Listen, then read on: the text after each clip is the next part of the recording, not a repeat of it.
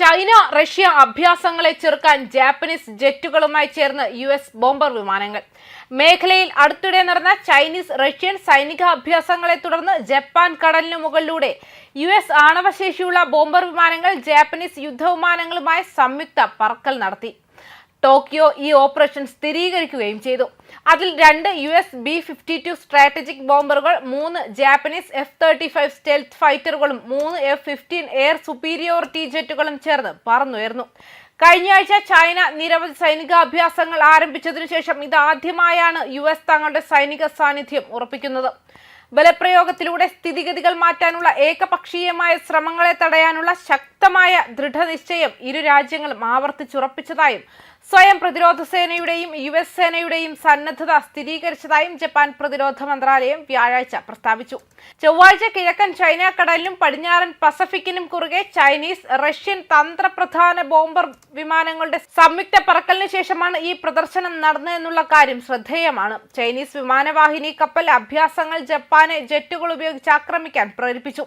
Tokyo തങ്ങളുടെ വിമാനങ്ങളെ radar ബീമുകൾ ലക്ഷ്യം വെച്ചതായി ആരോപിക്കുന്നുമുണ്ട്. മാത്രമല്ല, കാരിയർ വിമാന ഏറ്റുമുട്ടലിനെ കുറിച്ചുള്ള ടോക്കിയോയുടെ ആരോപണം ചൈന നിഷേധിക്കുകയും ചെയ്തു. ജപ്പാന്റെ തെക്ക് ഭാഗത്തുള്ള തങ്ങളുടെ വ്യോമ പ്രവർത്തനങ്ങൾക്ക് ജാപ്പനീസ് ജെറ്റുകൾ ഭീഷണി സൃഷ്ടിച്ചിട്ടുണ്ടെന്ന് പറഞ്ഞു. ഈ സംഭവം വാഷിംഗ്ടണിൽ നിന്നും വിമർശനത്തിന് ഇടയാക്കി. ഇത് പ്രാദേശിക സമാധാനത്തിനും സ്ഥിരതയ്ക്കും അനുയോജ്യമല്ല എന്ന് പറയുകയും ജപ്പാനുമായുള്ള സഖ്യം അചഞ്ചലമാണെന്ന് വീണ്ടും ഉറപ്പിക്കുകയും ചെയ്തു.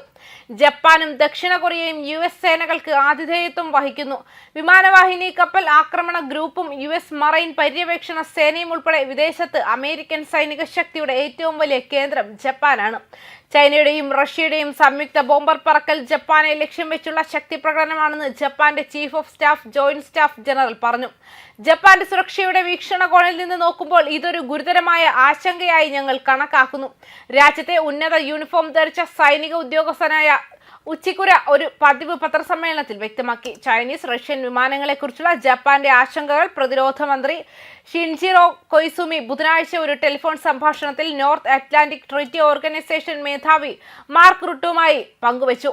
റഷ്യയുമായുള്ള അഭ്യാസങ്ങൾക്ക് ഇരു രാജ്യങ്ങളുടെയും വാർഷിക സഹകരണ പദ്ധതിയുടെ ഭാഗമാണെന്നും പ്രാദേശിക സമാധാനവും സ്ഥിരതയും സംരക്ഷിക്കാനുള്ള ഇരുപക്ഷത്തിന്റെയും ദൃഢനിശ്ചയം ഇത് പ്രകടമാക്കുന്നെന്നും ബീജിംഗിൽ സംസാരിച്ച ചൈനീസ് വിദേശകാര്യ മന്ത്രാലയ വക്താവ് അഭിപ്രായപ്പെട്ടു.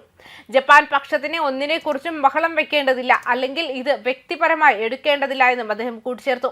ചൊവ്വാഴ്ച ചൈനീസ് റഷ്യൻ വിമാനങ്ങൾ ദക്ഷിണ കൊറിയയുടെ വ്യോമ പ്രതിരോധ തിരിച്ചറിയൽ മേഖലയിലേക്ക് പ്രവേശിച്ചപ്പോൾ ദക്ഷിണ കൊറിയൻ സൈന്യം യുദ്ധവിമാനങ്ങൾ ഉപയോഗിച്ച് ആക്രമണം നടത്തിയതായി അറിയിച്ചു. വ്യോമാതിർത്തിക്ക് അപ്പുറത്തേക്ക് വ്യാപിപ്പിക്കുന്നതും മുൻകൂർ മുന്നറിയിപ്പിനായി ഉപയോഗിക്കുന്നതുമായ ഒരു മേഖലയാണിത്. ചൈനീസ് സൈനിക കപ്പലുകളും വിമാനങ്ങളും തായ്വാനിൽ മിക്കവാറും എല്ലാ ദിവസവും സർവീസ് നടത്തുന്നു. ഇത് ബീജിംഗിന്റെ തുടർച്ചയായ സമ്മർദ്ദ പ്രചാരണത്തിന്റെ ഭാഗമാണെന്ന് തായ്പേയ് പറയുന്നുണ്ട്. വ്യാഴാഴ്ച തായ്വാൻ പ്രതിരോധ മന്ത്രാലയം തുടർച്ചയായി 2ാം ദിവസവും ചൈനീസ് സൈനിക സാന്നിധ്യം വർദ്ധിപ്പിച്ചതായി റിപ്പോർട്ട് ചെയ്തു.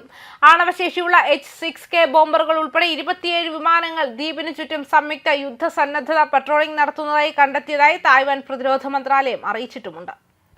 ന്യൂസ് ഡെസ്ക് കർമ്മ ന്യൂസ്.